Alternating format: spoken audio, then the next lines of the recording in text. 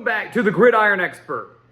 We have finished our Big 12 preseason college football predictions, and today it is time to recap them all. Today we are bringing you our projected Big 12 conference standings for this upcoming college football season, and of course sharing who we believe will make the Big 12 championship and who will win the conference in 2023. Before we get to our recap, we do want to welcome you back to the Gridiron Expert. We're so glad that you could join us today. As always, please continue to like, comment, subscribe, share our videos, and check out everything down in the description below, including our expert picks over on our website, thegridironexpert.com. Some of the best college football and NFL spread picks in the country over there, beating out 80%, yes, 80% of the national analysts and handicappers each of the last 5 years. Do not miss out on the opportunity. Go sign up today. Check out our Patreon account as well. Become a member of our Patreon Wall of Fame and gain access to exclusive college football content year-round that you will not find anywhere else. And also, become a member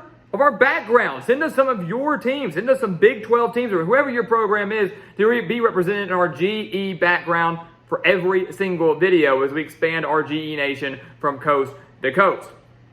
So let's go ahead and pull up our graphic here, our projected Big 12 standings for 2023, and some usual suspects at the top based on our predictions that we have. And of course, we're not going to go through who we have every team here beating and losing. If you want that, go check out those individual videos. We have game-by-game prediction videos for all 14 Big 12 teams. Do not want to miss out on that. But up at the top, we have a tie in overall records, but one clear favorite when it comes to conference record, and that is the Texas Longhorns. Yes, we do have Texas finally living up to their expectations, going 10-2, 8-1 in conference play. To find out, again, who that lone conference loss is to, go check it out, the official Texas football prediction. But Texas, guys, they're a team that we do believe will live up to the hype. They return practically everybody offensively. Quinn Ewers is back. He's got some great wide receivers. The defense was severely underrated last year. Very favorable schedule for Texas. Tough game on the road at Alabama in week 2. But after that, a relatively favorable Big 12 conference slate that very well could see them finally break through and get back to the Big 12 championship game and maybe a shot to win it and go to a New Year's Six bowl game. Keep in mind, we have them at 10-2. If one of those two losses we projected turn into a win in the Big 12 championship would send Texas to the college football playoff. That's how good we think this team could be. The same can be said for Oklahoma, also in at 10-2, but 7-2 in conference play. We do have the Sooners going undefeated in a very favorable non-conference schedule. The Sooners, if one of those two conference losses turns into a win in the Big 12 championship could send the Sooners to the college football playoff in year 2 under Brent Venables. So there's an opportunity for Texas and Oklahoma to maybe have a college football playoff play-in game in that Big 12 championship, because obviously based on these conference standings, we do have Texas versus Oklahoma in the Big 12 championship, and we'll announce the winner of that game here at the end of this video. So make sure you stay tuned for that. But Texas and Oklahoma at the top. Kansas State tied with Oklahoma in terms of conference record at 7-2, but 9-3 overall. We do have them losing a non-conference game. Go check that out again, the Wildcats official video there. But the reigning Big 12 champions, 9-3, a shot at a 10-win season if they can win their bowl game. Chris Kleiman doing a phenomenal job. I love Will Howard, love what they're doing offensively. And again, a pretty favorable schedule for the Wildcats as well. I mean, they get to host UCF, they get to host TCU, they get to host Baylor. You know, they do have to travel to Texas. They do have to travel to Texas Tech and Oklahoma State, but still a handful of very winnable games there. So the Wildcats are certainly no slouch. Again, maybe one extra Oklahoma loss or one extra win away from playing for another Big 12 championship game.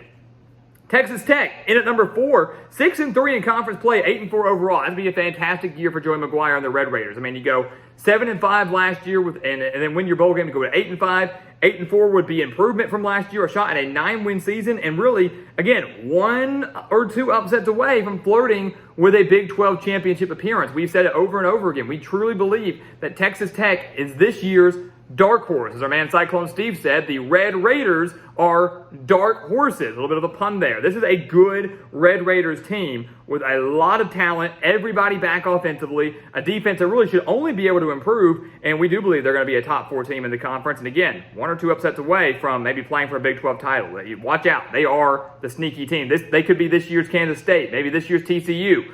Don't know. Speaking of TCU, we do have the Horned Frogs coming in at 5th in the conference, 8-4, 5-4 in conference play. So, you know, while the Horned Frogs are going to take a bit of a step back from their 13-win season last year, they're not going to completely fall off. This TCU team is still very, very talented. Chandler Morris was supposed to be the starting quarterback last year. he's going to be the starting quarterback this year. So I don't think this team's going to completely tank without Max Duggan leading the charge offensively. Kind of like Texas Tech, TCU's defense should only be getting better. They weren't that great last year, so in theory, the only way to go is up. They have a very favorable schedule, I would say, as well. Pretty favorable non-conference. They get to host Texas. They get to host Baylor. Tough games at Kansas State, at Texas Tech, and at Oklahoma. But this is a Horned Frogs team that will be flirting for another Big 12 championship appearance. 5-4 in conference play, but could, again, be 1 or 2 wins away from contending there. I memean, you really look at it. Those top 5 teams are all Big 12 title contenders, and you can make the case that Baylor is also one as well. We have the Bears at 7-5, 5-4 in conference play as well, so tied there with TCU when it comes to conference standings. The Bears should take a bit of a step forward after a disappointing losing season last year. Remember, Dave Aranda's squad is only 2 years removed from winning the conference and really being one upset loss to TCU away from making the college football playoffs. So this Bears team, I still have a lot of faith in. Do think they're going to take a step forward. Do think they're going to improve. I just don't know if they're ready to take that 8, 9, 10 win mark like we saw a couple years ago. Very tough schedule with a non-conference game at home against Utah. They have to play Texas. They have to go to UCF. They have to go to Cincinnati, to Kansas State, to TCU. Very tough slate for the Bears, who still have questions up front on the offensive line and questions in the secondary as well. And it's going to be kind of their Achilles heel and something that they've struggled with that could cost them a few games this year. But the Bears still in the top half of the Big 12. Rounding out the top half of the Big 12 is Oklahoma State, 7-5, our first team that has a losing record in conference play. And as you can see, our next 4 teams all have a 4-5 mark in conference play. So really the Big 12 is going to be wild. We expect all these teams to kind of beat up on each other, to be very competitive. It's kind of a wide open race.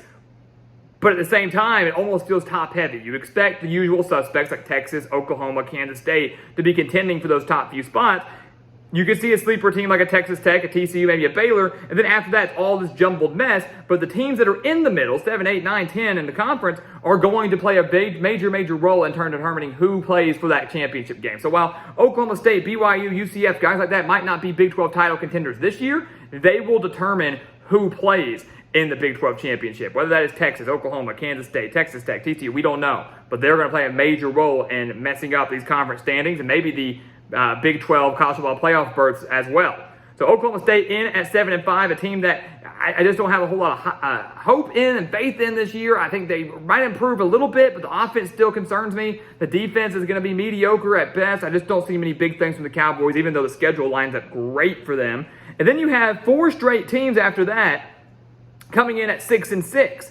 So a lot of Big 12 teams going bowling. We only have 3 of the 14 teams not going to the postseason. BYU, UCF, Iowa State, Kansas, all in at 6-6.